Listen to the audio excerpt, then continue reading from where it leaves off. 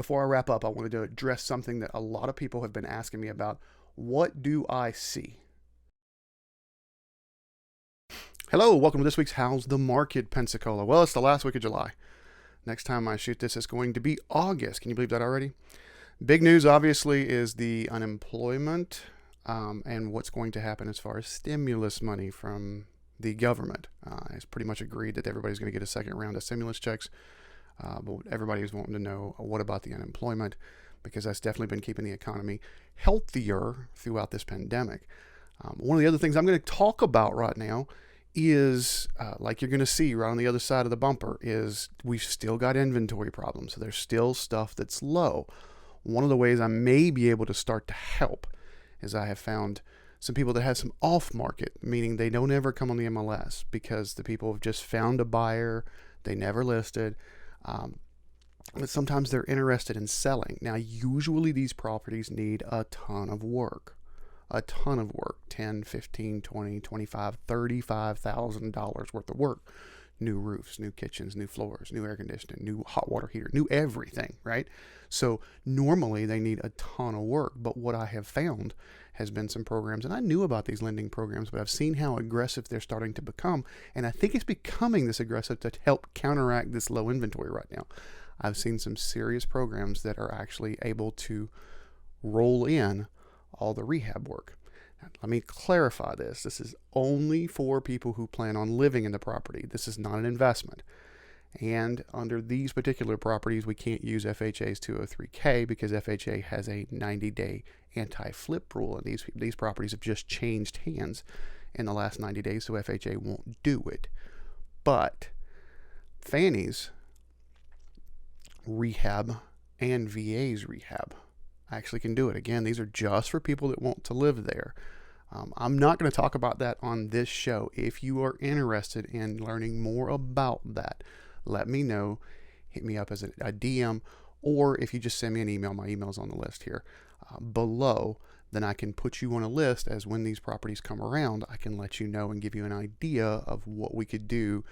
And that's the only reason I'm doing that is try and help with some of the frustration, especially at that first-time home buyers market, which you're about to see again, right?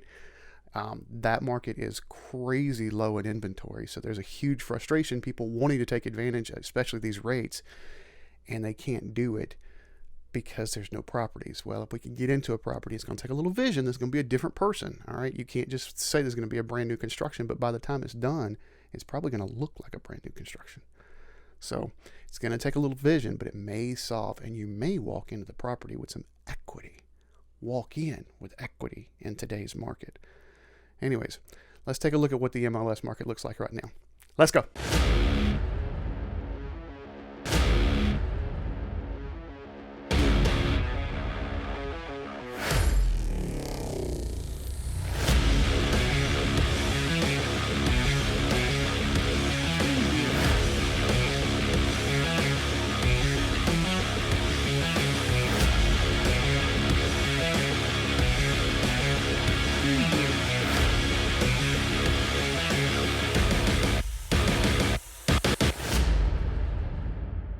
All right, for those of you who have not watched this show, I always start off with this slide. It says, if we have between 6 and 7 months worth of inventory, we have a neutral market. Anything greater than 7 months is considered a buyer's market. Anything less than 6 months is considered a seller's market. What the slide does not say, it says anything greater than 9 months is considered a hyper buyer's market. Anything less than 3 months is considered a hyper seller's market. I do all this so you can get a baseline. For those of you who have never watched the show, I'm about to show you what the month's inventory is based on price points in our two counties. So I want to give you a good baseline so you know what you're looking at. This is almost like the key, all right, the legend as far as the data that I'm about to show you.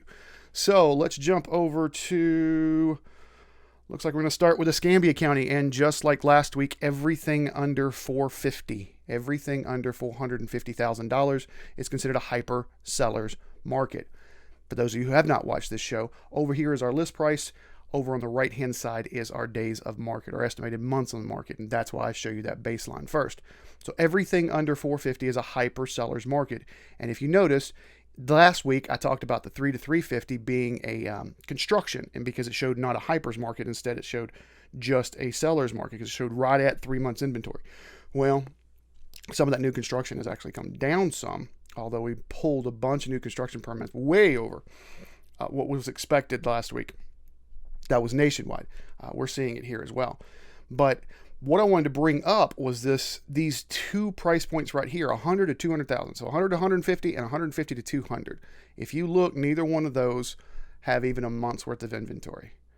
So by the time school supposedly is going to start, and we're not even going to get into the political of all that, we would be out of houses. And some of these houses need major renovations. That's why I'm going through and putting together the program that I can, so that, hey, out of the 48 houses between 100 and 150, it may be a $200,000 house, but it needs $30,000 worth of work. The seller's got it on the market for 130. So if you as a buyer could come in, pay them the 130, roll in the $30,000 worth of work, so you're into the property for 160, but almost all of it is rolled into the loan, and the property's worth 190 to 200, you're walking in with $30,000, $40,000 worth of equity. Why would someone sell that for 130, Shane? Let me just stop and explain why they would do that. A lot of these properties here are inherited properties, stuff that they don't even live here. They don't even live here. Or it's a tenant that moved out, or, there's a lot of different reasons why it would sell it. It's a investment property from a divorce case, or there's serious damage to it. There was a fire internally. There's nothing structurally wrong with it, but it needs construction, and people just don't have the money to do that. But if there's a way you could roll that into the loan, you could wind up getting one heck of a deal if you have the vision to see it.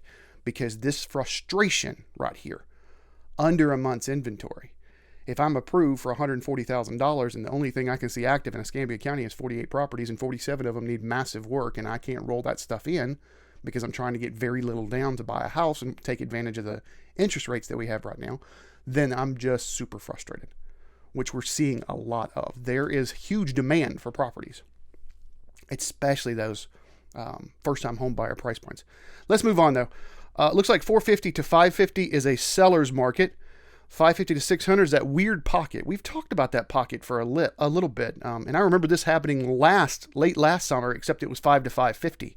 There was just a weird pocket that happened. So 550 to 600 looks like a hyper buyer's market. You're selling something at 570 right now. Realize the demand's just low for that price point. I had someone call me at the 580 mark last week. Their property was really worth about 580 and saying, listen, I don't have to sell, and I've watched your show. Should I do it? I'm like, if you don't have to, no. You're in that weird pocket right now. Let's just watch it, see what happens. That property's worth 580 all day long. All right. Now, if it would have been worth 600 to 650, that's a seller's market again. But I don't think I could have pushed that to 600. Even in today's market, where we can get a little bit more as a seller, and especially if you're down here under the 450 mark, you can get a little bit more. I had a conversation with a client last week where I sat down and I was like, listen, I think the property's probably worth about 195 as it sits, but because you've done so many upgrades, I think we can probably bump up to 205. And why did I do that? It's because 0.7 months worth of inventory and 1.4. There's not much competition. And this property is gorgeous. It's smaller, but it's gorgeous. All right. And it's got upgrades that are, on the air conditioning system was the filtration system to make sure that all the stuff stays clean. It's those type of upgrades. So I think you can push those a little bit. I think if you're in that price point, you can push them. But if you're at 580, do I think I can push you to 600? Probably not. Probably not. Not right now. There's just not a demand for it. So that one client actually told me, well, I've talked to 3 realtors and you're the first one to tell me no. And I'm like, well, I'm not going to be yes. I'm sorry. And I'm not saying some other people have, but I know other people will say what they need to try and get a deal. And I would much rather value the relationship over any deal. And so he told me he's decided not to because they don't have to, and wants me to keep an eye on this pocket and call him when I start to see the trend change. And that he's going to watch this show. So, hello. I'm not going to say names, but hello. You know who you are. 6 to 700.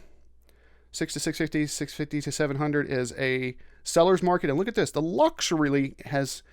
Luxury? That's not a word. How about luxury? I just wanted to throw an extra L in there. It's Monday. Let's throw an extra L in there. Luxury market in Escambia County has dropped from a buyer's market down to a neutral. And it's just because we don't have as much inventory anymore. Same problem we've had all the way across the board. But usually that ultra luxury has been a buyer's market or a hyper buyer's market, and it's dropped down to a neutral market now. Some of it is people are just pulling stuff off the market. Period. So there is Escambia County. Let's take a look at Santa Rosa County, and man, all the way up to 550. So Escambia County was up to 450. Santa Rosa County is up to 550. Is a hyper seller's market. And look, there's those price points again. That 100 to 150, 0.4. 150 to 200, 0.6. 200 to 250, 1.1. Oh, look, last week we didn't see anything in Santa Rosa County under 50,000. There's actually two now. I haven't looked them up. I don't know if they're lots or what they are, but at least we have something. So all the way up to 550 is a hyper sellers. 550 to 600 is a sellers, slightly under a neutral market. 600 to 650, hyper sellers, 1.9. 650 to 700, back to just a seller, slightly under a neutral.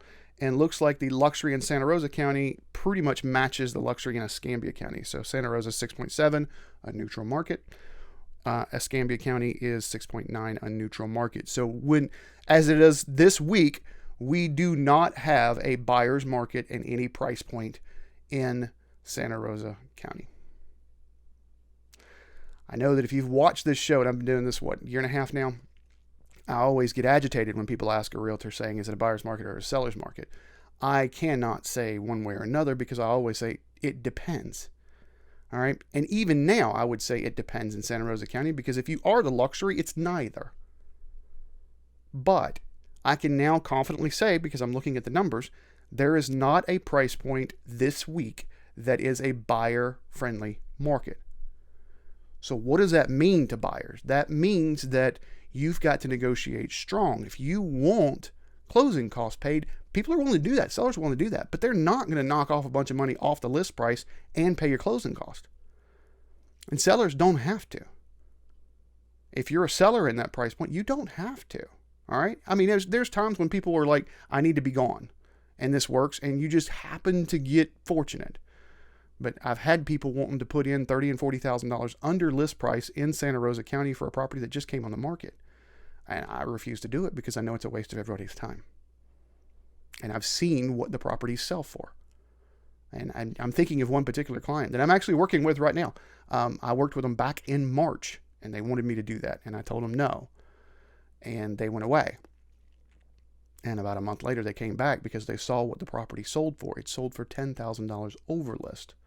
And they said, well, I guess you were not lying. I'm like, no, I wasn't.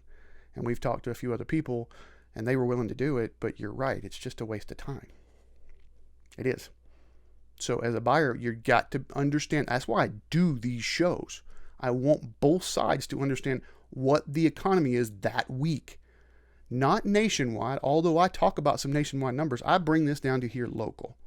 Are we a little bit of a bubble here? Yes. Now, before I wrap up, I wanted to address something that a lot of people have been asking me about. What do I see?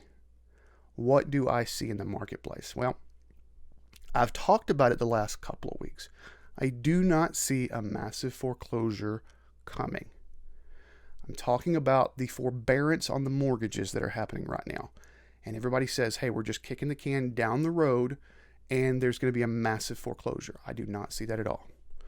Will we see a small uptick? Yes. Will you see headlines that say foreclosures up 100%, 200%, short sales up 300%? I'm sure you will.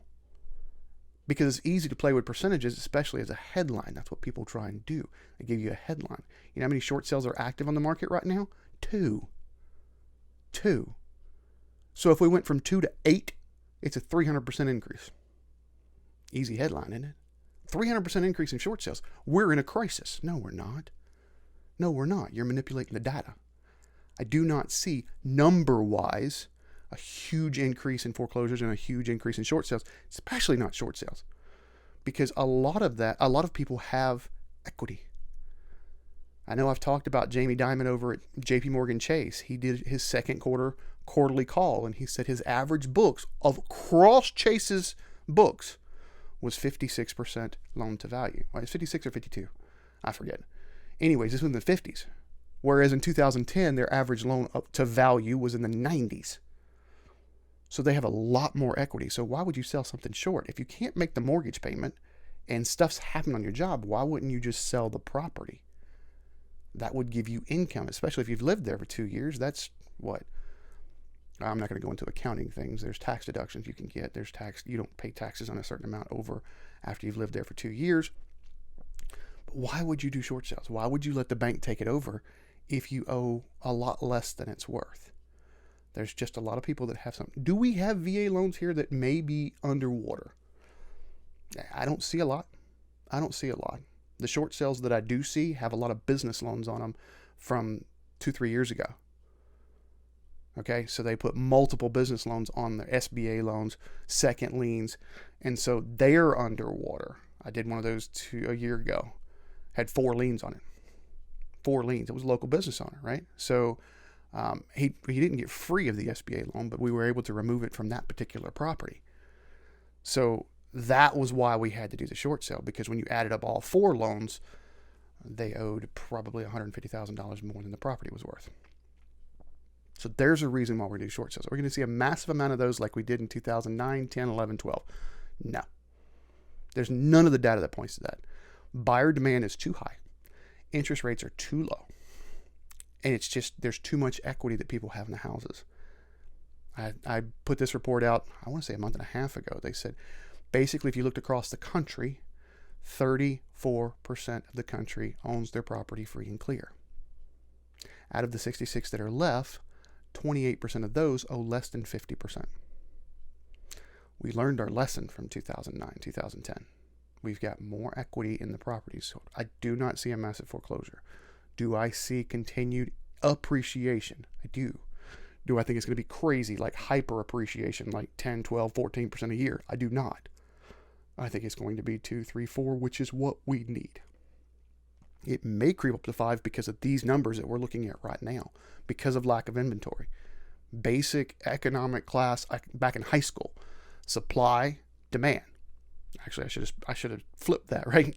Supply, demand. We've got huge demand right now, and there's no reason to raise the interest rates.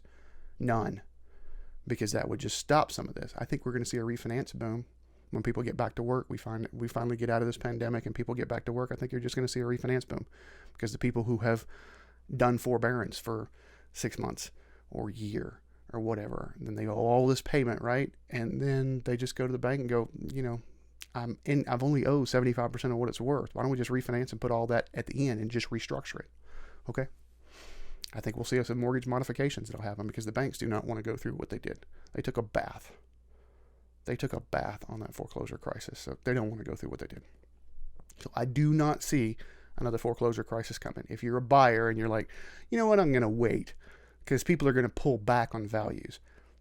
I don't see any data that points to that. I don't see any data that points to that.